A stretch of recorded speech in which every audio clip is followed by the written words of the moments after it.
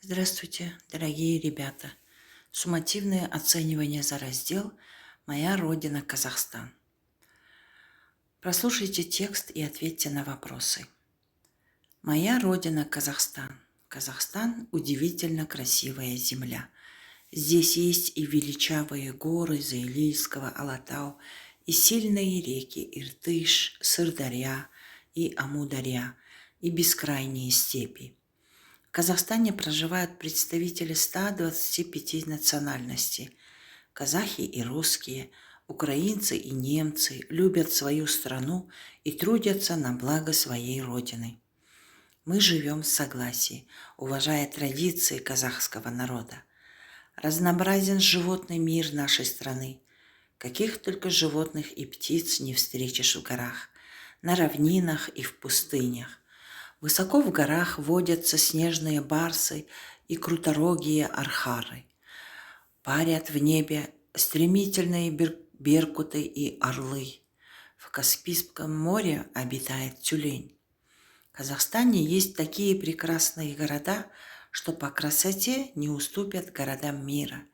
Это и Астана, и Алматы, и Павлодар, и Актобе. Я очень люблю свою родину Казахстан. Задание первое. О чем говорится в этом тексте? О здоровье, о климате, о родине, о погоде. Конечно же, ребята, правильный ответ о родине. Кто обитает в Каспийском море согласно прослушанному тексту?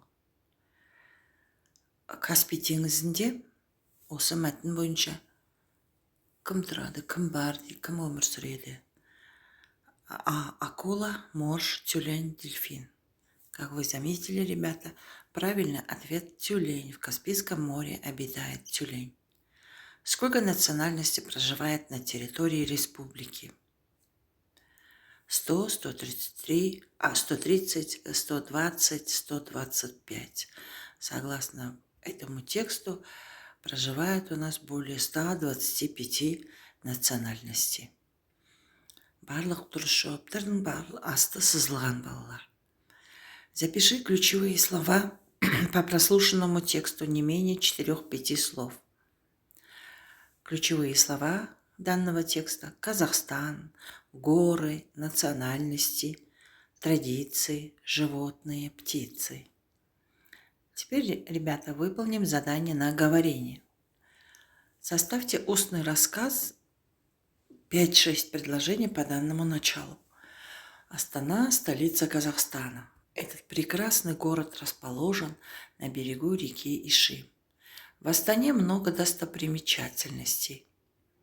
Это не только необычные монументы и ультрасовременные здания, но и мечети, музеи, театры, парки, торгово-развлекательные центры и другие интересные места, популярные как у местных жителей, так и у туристов. Мечеть Хазрет Султан, Дворец мира и согласия, библиотека первого президента Казахстана, башня Байтерек, торговый центр Хан Шатыр. Дворец мира и согласия не имеет ничего общего с классической дворцовой архитектурой. Он выглядит как пирамида, которая стоит на возвышенности. Один из символов современной Астаны – 105-метровая башня Байтерек, которая возвышается на главной площади города. До свидания, ребята. До следующих встреч. Удачи вам!